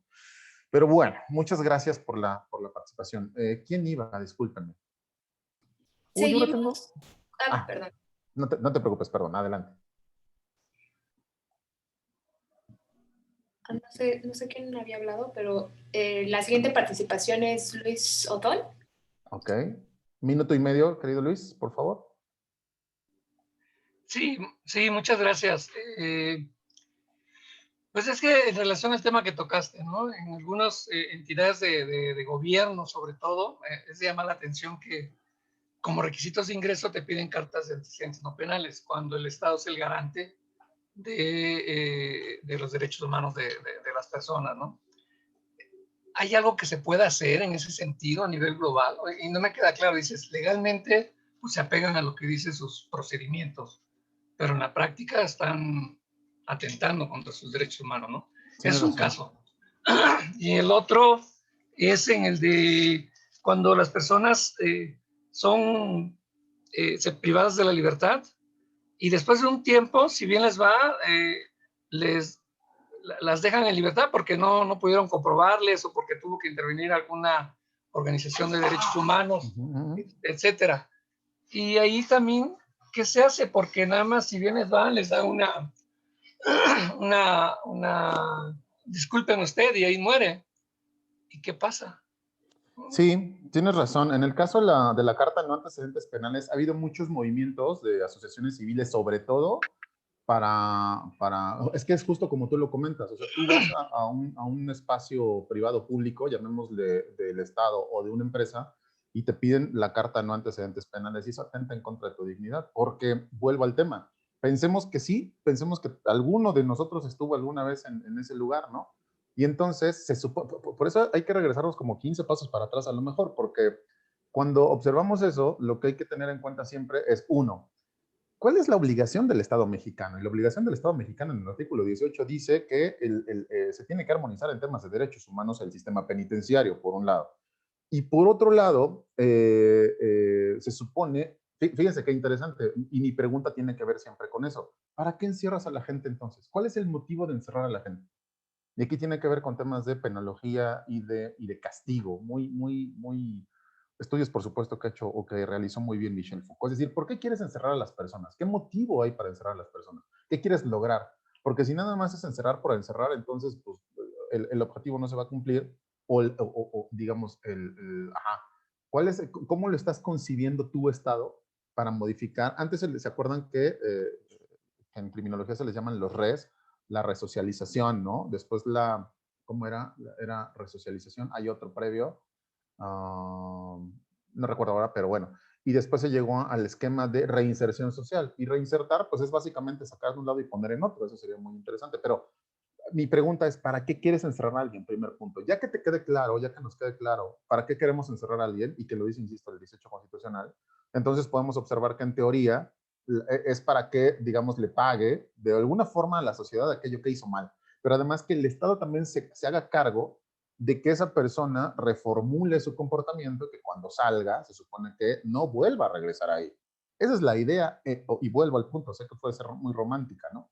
Esa es la idea de que encierran a las personas dentro de la cárcel. Y sabemos ustedes y yo que no, en la cárcel se mueve con drogas, la cárcel se mueve con mucho dinero, ¿no? La cárcel se mueve con extorsiones, la cárcel se mueve con celulares, la cárcel se mueve con miles de productos al interior de la misma, con prostitución, o sea, se mueve así. Por eso es bien interesante lo que dice Michel Foucault en términos de las cárceles. Las cárceles sirven para todo excepto para lo que dice que sirven. No lo dice él, lo interpreto yo desde esa perspectiva.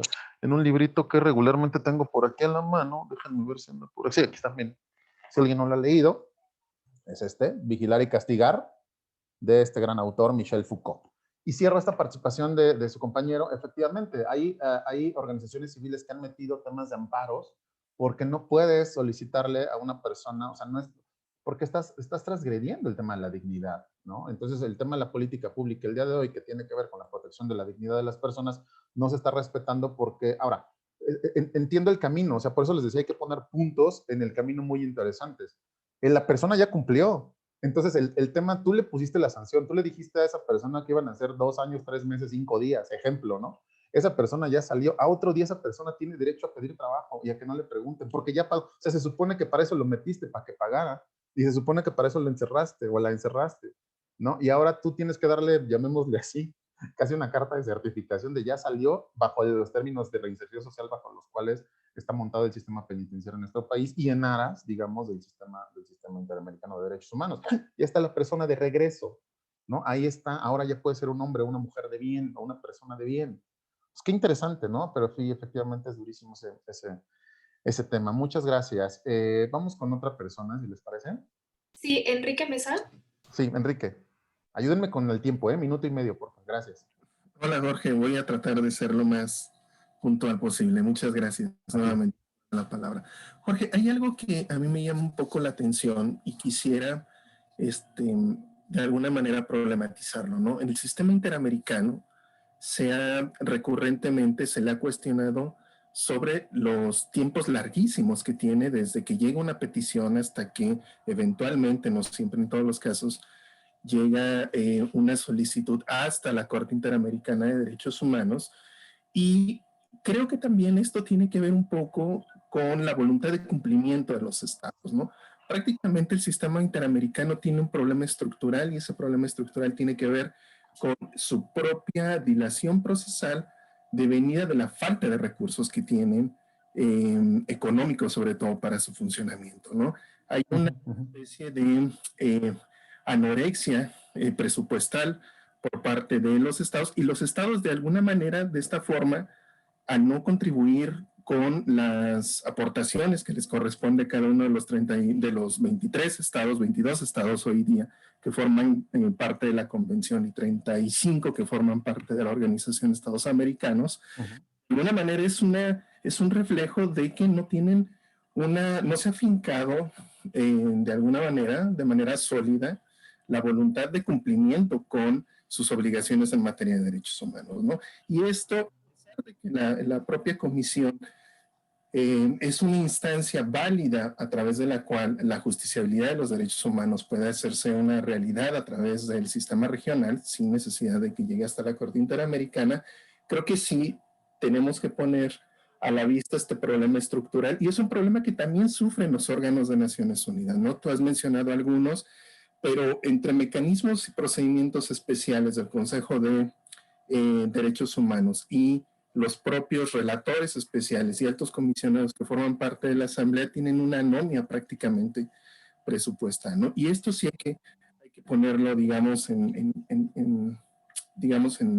tela de juicio como un problema estructural del sistema, ¿no? Porque forma parte de algo que de alguna manera tiene que corregirse a nivel institucional y de alguna manera también un reflejo es que cuando los estados no quieren cumplir y hay un señalamiento continuo a las violaciones de derechos humanos que pasan dentro de su territorio, la reacción que tienen es salirse del sistema, ¿no?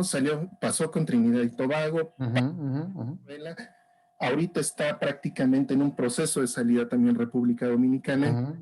Es algo que debemos de problematizar. Y nada más, 5 segundos. El caso Selvas Gómez, particularmente interesante, hoy en día se llama Mujeres Víctimas de Tortura Sexual en Atenco, porque así, justamente la representación de las víctimas en el sistema pidió el cambio de nombre, ¿no? Porque era una forma de reparación simbólica que vieran reflejado en el nombre de la sentencia, que era un problema de tortura sexual por parte de las fuerzas de seguridad del Estado, en este caso del Estado de México, pero eventualmente del Estado mexicano. Muchas gracias, Jorge.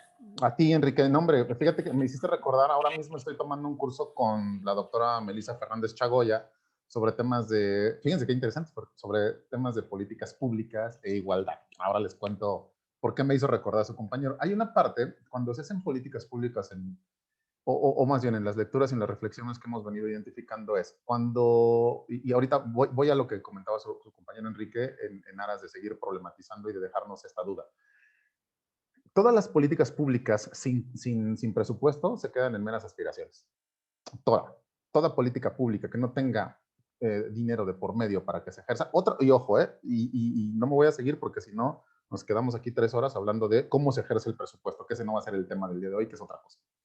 Pero sin presupuesto, evidentemente, no se pueden ejercer las acciones que evidentemente las personas están en posibilidad de llevar a cabo. Es decir, yo puedo plantear una política pública donde puedo decir que, por ejemplo, el tema de vacunación, ejemplo nada más típico, ¿no? Es una política pública que el día de hoy está destinada para cierto sector de la población, que tiene que ver hoy con el tema de los adultos mayores y que hay un cuestionamiento, por ejemplo, en el tema de las compras, por un lado, y que si no hay dinero, y que si no hay vacunas, o que si hay dinero pero no hay vacunas, etc., ¿no? Por ejemplo.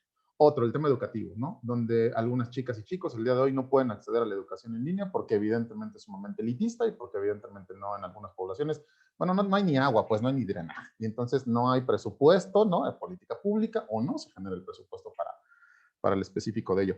Es muy interesante el tema de la tasación de los presupuestos. Justo lo estoy observando ahorita en ese curso y es muy interesante. Bueno, regreso. ¿Por qué comentaba esto con su compañero Enrique?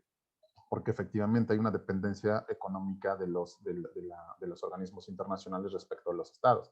Y entonces también, ojo, no quiero decirlo de manera como con desconocimiento del tema, pero no me parecería absurdo que de repente estas dilaciones de los estados, por supuesto, tengan que ver con también, entre otras cosas, con el condicionamiento de los presupuestos, ¿no? Ojo, no tengo pruebas, eso no puedo asegurarlo, ¿no? Porque hasta ahora me parece que todos los representantes de la Corte y de la Comisión Interamericana, más los relatores de repente, conozco el currículum de algunos, el trabajo de otros, ¿no? Y es importante, no son unas personas improvisadas, llamémoslo así, ¿no?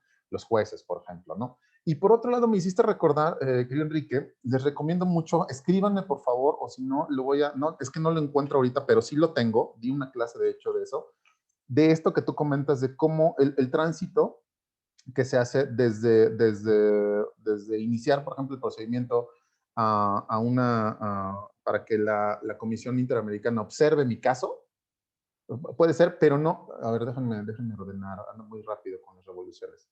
No, el ejemplo es de la Corte Penal Internacional.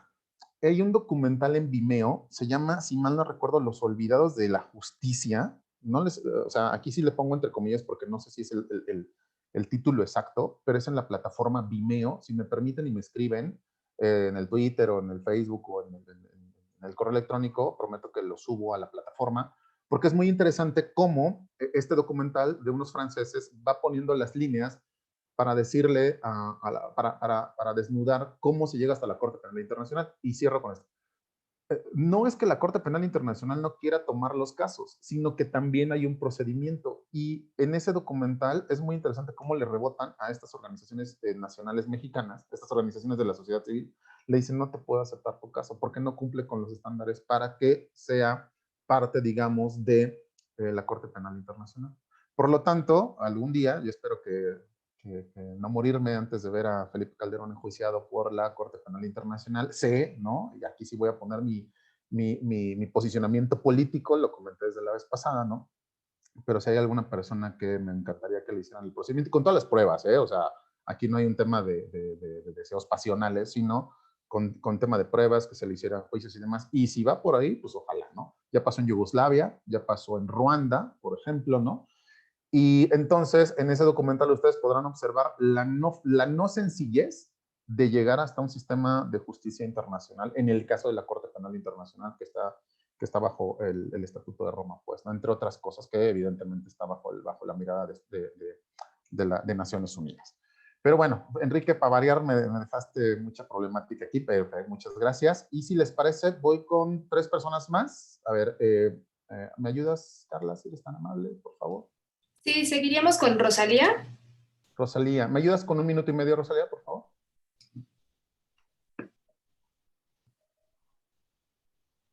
Rosalía, ¿no? Al micro, ya es que no podía activar el micrófono, perdón. Buenas tardes a todos. Jorge, muy interesante todo lo que dices. Yo había tenido oportunidad de tomar un curso de empoderamiento de la mujer y derechos humanos en escuela itinerante, precisamente en la sede de la Ciudad de México, hace un año y medio que cursé.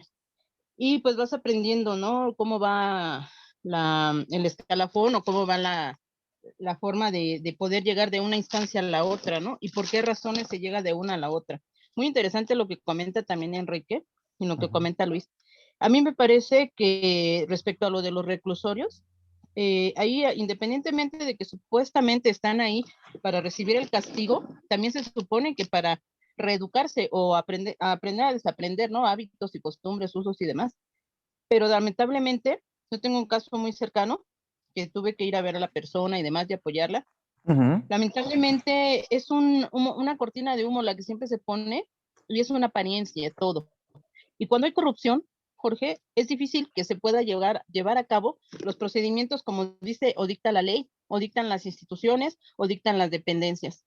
A mí me parece algo absurdo que se siga manejando de esa manera la Carta de Antecedentes No Penales, porque si bien dices tú, se violan los derechos, pero independientemente de eso, se supone que como institución tienes peso o tienes autoridad suficiente para poder otorgar un documento en el que se diga que la persona está siendo reincorporada a la sociedad porque aprendió tal o cual cosa, pero con conocimiento de causa, no nada más a priori, porque pues bueno, ya me están insistiendo y me están presionando, ya la familia o el licenciado se fue a otra instancia para presionar a que salga la persona. A mí me parece algo absurdo, ridículo, que se siga manejando de esa manera, porque incluso la alimentación, ¿no? Y sabemos que la escuela de los más altos delincuentes está en los cerezos, ¿no? Los centros de readaptación social, que yo diría que se deberían de llamar de otra manera, mientras no se dé lo que se pretende con ese nombre, ¿no? De los lugares. Y también, por otro lado, me parece que derechos humanos puede hacer, al menos en nuestro país, cambios muy significativos para que se pueda proceder de manera pronta y expedita, como dicen por ahí, para los casos de violación sexual, agresión, ¿sí? Hacia las mujeres y a los niños, sobre todo a los niños. Muchas veces esos casos se quedan en el limbo o se quedan sin saberse, porque los mismos familiares no quieren enredarse en este procedimiento tan largo y tedioso que se da en nuestro país. Ahora, la Corte Interamericana también tiene sus fallos, pero aquí vamos a hablar de algo franco, que hay también una pugna por poder. Los mismos integrantes de derechos humanos a nivel internacional y mundial, lo que quieren es siempre pugnar por el poder para que se haga valer lo que ellos quieren, lo que ellos desean, ¿sí? Y seguir ejerciendo control sobre la sociedad. Qué lamentable que sea así. A mí me ocupa y me preocupa que no se avance, sobre todo los casos en México de Juárez, de la zona algodonera, lo de Atenco, con las floristas, lo de otros lugares que también son muy mencionados y que ya llegaron allá. Pero ¿por qué se tardan tanto tiempo? Porque también el Estado de nuestro país no hacen lo propio para que se tengan las pruebas que se requieren para que puedan subir a otro nivel. Muchas gracias, felicidades por el curso, saludos a todos. Un abrazo. Muchas gracias a ti. Fíjate que rescato dos cosas. Uno, mi conocimiento del tema de las cárceles es por varias situaciones. Cuando en el año 2000 me tocó hacer investigación dentro de la cárcel en Tepepan con mujeres. Y estuve ahí como 6 meses haciendo investigación, que ya les comentaré después. Y después acompañé muy de cerca a un autor que quizá algunos de ustedes conozcan, que es el profesor Víctor Alejandro Payá, junto con su equipo de investigación en la FES Acatlán, y ellos hicieron este librito. Yo no participé de este libro, pero sí estuvo muy de cerca. Se llama Mujeres en Prisión, un estudio socioantropológico de historias de vida y tatuaje, ¿no? Más allá del subtítulo, que es sumamente importante e interesante. Sí, el tema de las instituciones penales, yo les digo, mi experiencia al interior, alguna vez di clases, y era la idea. Entré yo a dar clases de literatura, pues para tratar de obtener información, siempre con la anuencia, por supuesto, de las personas que están ahí, fotografías y demás, y fue muy interesante esa experiencia. Y lo que me doy cuenta es eso, o sea, lo que yo me acabé dando cuenta es que la cárcel sirve para todo, excepto para lo que dice que sirve. Por un lado, que no hay cárcel sin drogas, no existe, que no hay cárcel sin extorsiones de los custodios, de los ministerios públicos, el baño te cuesta. De hecho, en un libro muy bonito que hizo el doctor Payá, que se llama Vida y Muerte en la cárcel, abrió un capítulo que se llamaba La cultura del pesito. Y me acuerdo muchísimo, porque cuando llegábamos era de, ¿traes un pesito, hermano? O, oye, ¿vas a ir al baño? Sí, te cuesta $1. Y era la cultura del pesito, ¿no? Entonces, bueno, muchas cosas que seguramente en otro curso abordaremos sobre el tema del sistema penitenciario. Y por último, exactamente, el tema de los casos, ¿no? Como las mujeres de Atenco, por supuesto, es un tema de tardío por varios factores, y lo comentaba Enrique también, ¿no? Una, por el tema de los presupuestos. Sesionan 4 veces al año. Y eso tienen que andar buscando a veces en dónde sesionar. En serio, no es choro, ¿eh? O sea, de repente tienen que andar buscando en dónde sesionar. Si algún país les ofrece, pues hasta los viáticos, casi, ¿no? Para poder sesionar. O sea, de ese estilo, de repente, son las situaciones en temas de derechos humanos en nuestro país, ¿no? Muchas gracias. ¿Les parece si voy con 2 más y le damos salida a esta respuesta para estos comentarios? Israel, y me aguantas tantito a la siguiente oportunidad de Israel, si eres tan amable. Iría con Marisol o Bonilla Hernández, no sé quién levantó su mano primero. Carlita, ¿me ayudas? Después de Israel tenemos a Aida. Ok. Aida Bonilla. Ok, sería Aida Bonilla y después Ana Marisol, ¿les parece? Y cierro este espacio de participaciones para que no nos gane el tiempo, por favor, ¿vale? Adelante.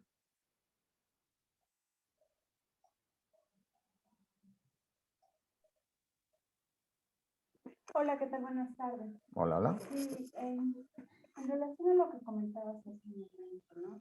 Efectivamente, la violencia que sufrimos en nuestros derechos humanos, pues no es muy clara en muchos aspectos, ¿no? Principalmente, como lo señalabas en la cuestión presupuestaria, en la cuestión de políticas públicas, creo que más allá de la cuestión del presupuesto mismo que se le asigna, es la bandera con la que se cuelgan los legisladores, ¿no? Porque están muy abocados o muy enfocados en el feminismo, en la violación, en el aborto y muchas cosas. Pero hay cosas detrás, por ejemplo, ahorita esta situación actual del país, como tú lo decías, con la vacunación y todo eso, pero hay cosas detrás que no estamos viendo, que no ven nuestros representantes. Por ejemplo, aquellas mamás que están abandonadas y que tienen que luchar para que sus hijos tengan cómo sí salir adelante. Y dicen, bueno, es que los niños y la ley para los niños, para los adolescentes, pero eso no lo manejan como violencia, no lo ven como una violencia ni que se están violentando sus derechos humanos, porque no les importa, ¿no? O sea, es mi muy particular punto de vista, ¿no? Entonces sí creo que en esta cuestión de derechos humanos nos hemos abocado únicamente a señalar 2 o 3 cuestiones de derechos humanos, principalmente en cuestión de materia penal, pero hay muchas más, donde se violentan día a día los derechos humanos de las personas y no hay quien los represente correctamente. Es lo único que quería comentar y te agradezco. Hombre, muchísimas gracias. Y creo que destacas también, ¿no? Si bien de repente la comunicación o el mensaje va para allá, sí, la idea es, por ejemplo, en el tema educativo, ¿no? Que también le hemos tocado aquí, identificar escenarios en donde niñas y niños el día de hoy, por ejemplo, fíjense qué interesante, porque hay un tema hoy, ¿no? En el país, al menos aquí en México, desconozco en otros países, el tema de la apertura de las escuelas por dos vías. Ojo, uno, por el tema de las escuelas privadas, ¿no? Donde dicen, oye, tenemos que abrir y podemos garantizar el acceso a la educación de una manera saludable y demás. Y las escuelas públicas donde dicen, pues no, aguántame tantito, o sea, yo no voy a poder, ¿no? O sea, yo no tengo las características y la infraestructura necesaria para que eso suceda. Entonces, estamos en un escenario bastante complicado. Y por otro lado, esto que tú comentabas, que es muy interesante y que hoy una mujer en Twitter ponía como de reflexión, qué interesante abrir los parques, vaya, abrir, más bien, qué interesante abrir los supermercados, abrir los centros comerciales, pero quizás cerrar los parques y las escuelas. Ojo, hay una problemática todavía muy fuerte detrás, ¿no? Y entonces decía, qué interesante entonces, porque solamente nos estamos acordando de los adultos, ¿no? Y de los niños, ¿quién se acuerda? Y tienes toda la razón, porque yo convivo con un chavito de 8 años aquí en casa y de repente, esto que tú dices, o sea, si yo decido salir, yo decido, pero si él decide salir, no, porque tiene que esperar a que algún adulto de aquí de la casa, ¿no? Su mamá o yo, en el caso, le acompañemos en esta salida que él va a hacer. Y él no puede, o sea, no es que no pueda decidir, sino que la decisión de adulto nos corresponde a nosotros decidir si él sale o no sale. Y eso es interesante, ¿no? Es decir, su salud mental cómo está, la de él y de sus compañeras y compañeros de butaca, ¿no? Esto que comentabas del tema de las mujeres, de la violencia, por ejemplo, común que sucede en los escenarios, por ejemplo, digitales, ¿no? Afortunadamente hoy hay una ley. ¿Y cómo se llegó a esa ley? Por una violación a un derecho durísimo, que es el tema de la privacidad, por ejemplo. Se convirtió en ley, bueno, hagamos que se ejerce esa ley, pues, ¿no? Hagamos del conocimiento público esa ley, hagamos del ejercicio cotidiano esa ley, ¿no? Donde ninguna persona, por ejemplo, pueda decir, si tú en algún momento dado, cualquiera de nosotros, intercambia material, ¿no?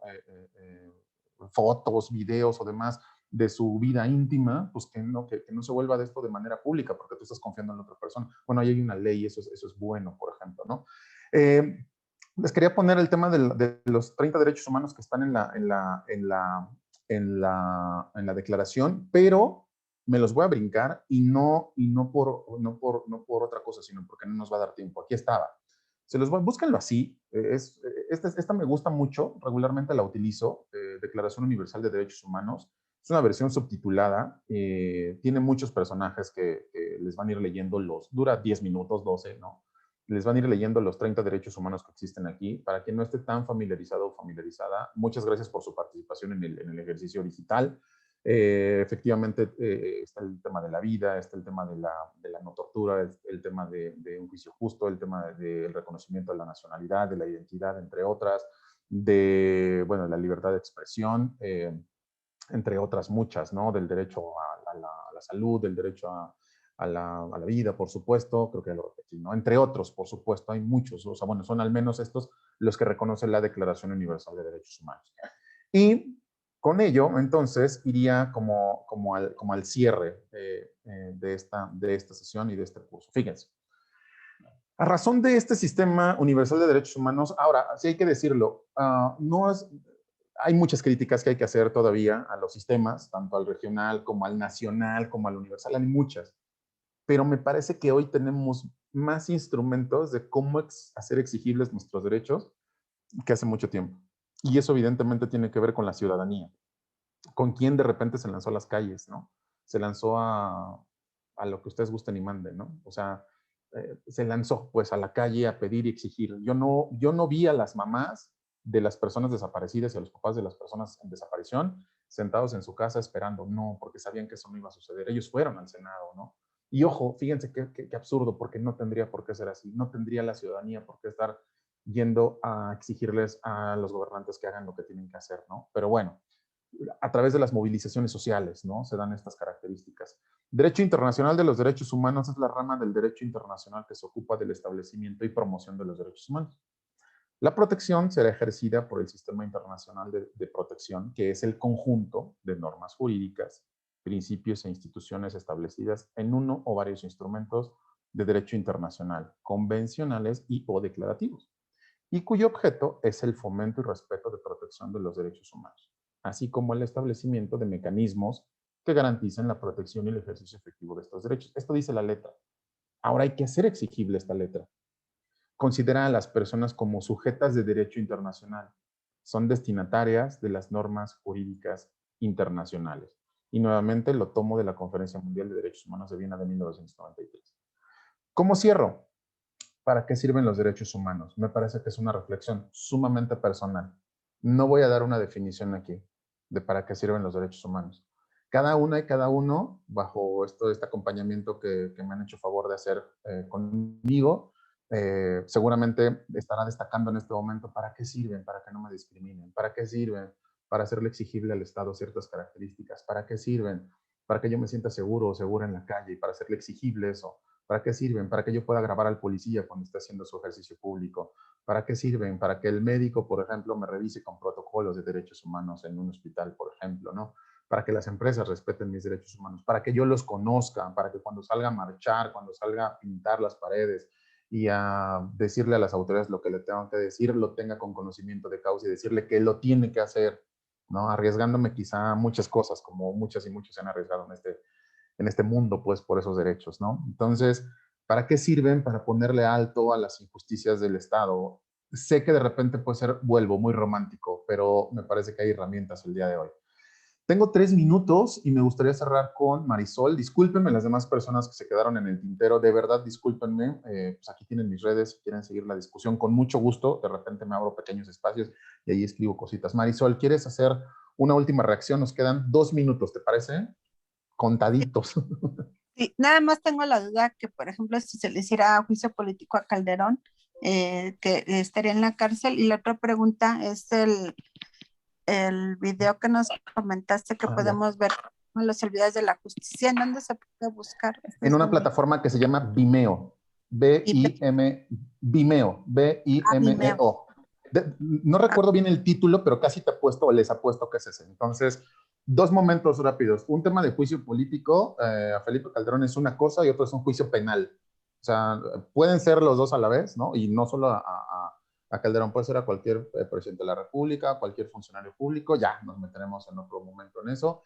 Pero la idea de, bueno, en el tema de la Corte Penal Internacional es hacer juicios penales, por algo el nombre, pues, la Corte Penal Internacional, ¿no? Entonces, para llegar hasta allá, pues evidentemente, gracias, ya lo puso Carlita aquí, es Vimeo la plataforma.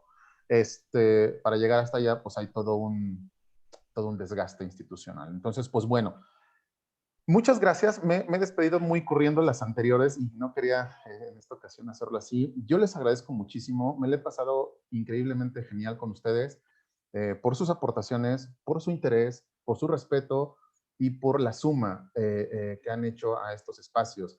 Seguramente en donde ustedes están trabajando y demás, algún granito de los derechos humanos empezará a germinar, alguna nueva forma, alguna forma de respeto empezará a plasmarse dentro de sus ejercicios cotidianos y hacer identificación que la otra persona que nos tiene enfrente, niño, niña, mujer, varón y demás, es tan digno como yo de estas características. Entonces, pues yo les aplaudo, ¿no? A la distancia, yo les agradezco y me emociona. No sé cómo transmitirles que me emociona mucho este espacio. Quiero mucho al Museo Memoria y Tolerancia. Yo llevo varios años aquí. Y siempre que voy a preparar un curso, de verdad lo preparo como si nunca lo hubiera dado. Leo y quito y pongo. Y bueno, les agradezco mucho. Me lo he pasado increíble. Y me encantaría, pues, que me escribieran, que estuviéramos en contacto. Les dejo ay Dios, pues aquí están los contactos, ¿no? Si quieren buscarme en Facebook, así está rápido. Jorge Jiménez Museo le ponen. Y luego me van a encontrar. Mándenme un mensajito si quieren por Messenger, Twitter y demás. Y pues bueno, así como lo hice en la sesión anterior y que le di las gracias a Ale por su tiempo, que Ale ya está en otro espacio, ¿no? Afortunadamente, vaya, en un espacio laboral, nada grave. Hoy tenemos la oportunidad de comenzar este proceso con Carla. Entonces, Carla, bienvenida. Muchas gracias por tu participación y colaboración. Y pues bueno, enhorabuena, que te vaya muy bien en esta aventura que empiezas aquí en el Museo Memoria y Tolerancia. Muchas gracias a todas y todos. Muchas gracias igualmente a todas y todos. Gracias por la bienvenida y pues ya vamos a cerrar la sesión. Muchísimas gracias. Nos vemos, Jorge. Gracias. Hasta pronto. Cuídense mucho. Nos vemos en abril con Derechos Humanos y Docencia. En abril. Derechos Humanos y Docencia. ¿Vale? Gracias. Hasta luego, Enrique. Gracias.